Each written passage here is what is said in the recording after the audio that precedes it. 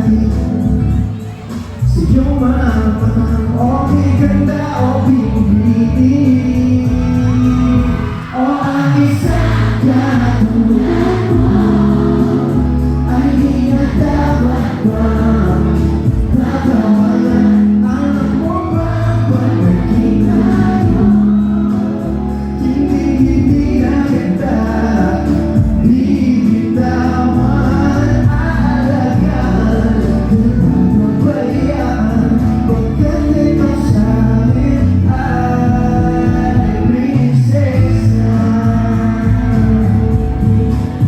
Natanaw okay na tiwala, sana'y mag-asa, pag-ibig ko'y aking sila.